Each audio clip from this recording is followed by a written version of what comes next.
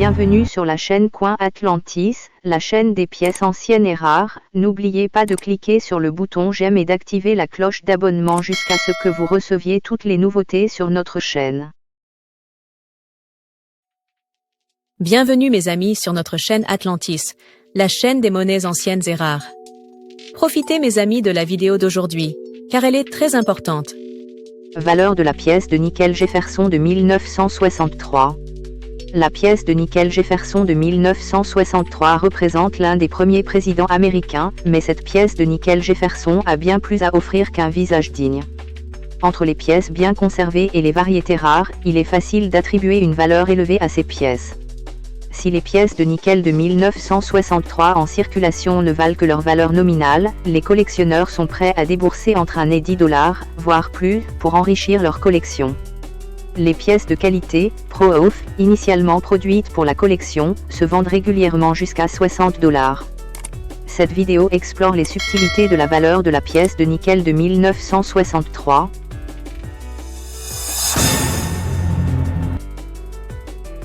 Valeur de la pièce de nickel sans marque d'atelier de 1963. La monnaie de Philadelphie a frappé 175 784 000 pièces de nickel, Business Strike, en 1963. Elle ne portait aucune marque d'atelier. Le 21 mars 2019, une pièce MS67 Plus s'est vendue 3 408 $. Seules deux pièces sont connues, leur prix étant de 3 500 $ en mai 2025. Un MS67 FS valait 3 600 $ en 2020. La PCGS en a reçu 13 pour évaluation, leur valeur étant de 3 000 $ en mai 2025. Un MS66 Plus FS vaut 1 200 $.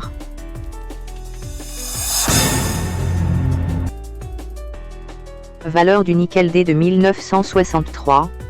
L'atelier de Denver a produit 276 829 460 pièces de 500, soit plus de la moitié de la production totale de 500 en 1963. De ce fait, toutes les pièces de cet état valent légèrement moins que les pièces de 500 de 1963 sans marque d'atelier. Comme les pièces de 500 de Philadelphie, les pièces de faible état ne valent que leur valeur nominale ou une légère prime, généralement autour de 1 $. Les pièces en état, extra fines, sont plus recherchées et se vendent généralement autour de 7 $.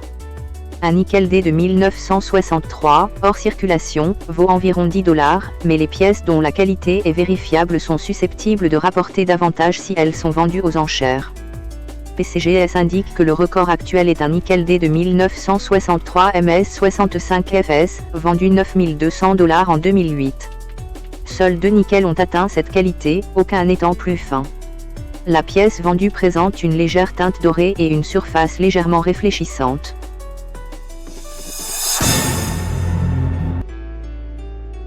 Valeur du nickel, épreuve numismatique, de 1963.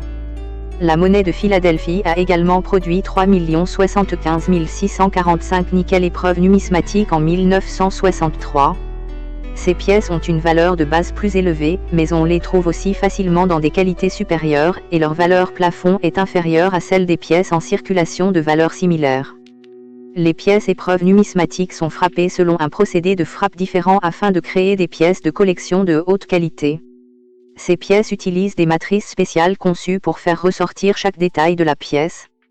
Au-delà de la notation habituelle de 70 points, une pièce de monnaie épreuve numismatique peut également porter la mention camp ou décan pour refléter sa qualité. Ces pièces de 500 sont peu susceptibles de posséder l'une ou l'autre en raison de difficultés de production, mais elles existent bel et bien. En général, une pièce de 500 épreuve numismatique de 1963 se vend entre 5 et 15 $, mais les pièces décan les mieux notées sont souvent estimées à 120 $ ou plus.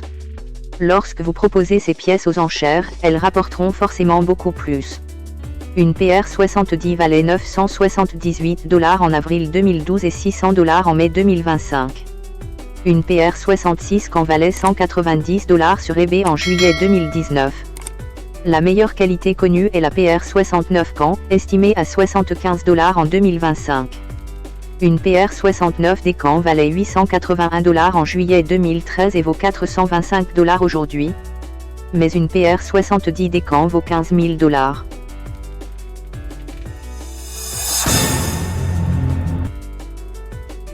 Rares erreurs de nickel de 1963. Nickel D de 1963 frappé sur un flanc de 10-100. En 1963, les 10-100 étaient composés à 90% d'argent et à 10% de cuivre. De ce fait, elles étaient beaucoup plus petites que les 500, qui ne contenaient pas d'argent. Un 500 frappé sur un flanc destiné à une pièce de 10-100 avait donc une grande valeur, tant pour son défaut que pour sa valeur à la fusion. Et comme le diamètre était plus petit, certains mots étaient tranchés et la pièce était beaucoup plus légère, pesant 2,6 grammes. Dans le MS-62, l'erreur était de $1100. Nickel, P, de 1963 frappé sur un flanc de penny. Voici une autre erreur de flanc. Mais cette fois, le 500 a été frappé sur un flanc de 100. Il est facile à repérer car il a la couleur cuivre d'un penny au lieu de la couleur argent d'un 500. Les pièces de 10-100 ont un diamètre de 19,05 mm, contre 21,21 mm pour une pièce de 500. Une fois de plus, une partie du texte a été rognée et le poids est moindre. Une pièce de 500 MS-63 RB valait $500. Une pièce de MS-60 valait $800.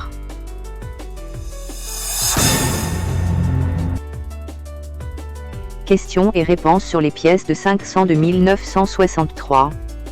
Quelles sont les erreurs sur une pièce de 500 de 1963? Les erreurs les plus courantes sur une pièce de 500 de 1963 comprennent un double coin, une frappe décentrée, un flanc incorrect, un coin tourné et un recuit incorrect. Cette dernière erreur, plus communément appelée « Black Beauty », est causée par un traitement incorrect de la pièce, ce qui entraîne un aspect sombre. De quoi est composée la pièce de 500 de 1963? La pièce de 500 de 1963 est composée de cuivre, 75%, et de nickel, 25%. C'est la seule pièce américaine nommée ainsi en raison de sa teneur particulière en métal, malgré une teneur en nickel plutôt faible. Une pièce de 500 de 1963 est-elle en argent véritable? Aucune pièce de 500 de 1963 ne contient d'argent.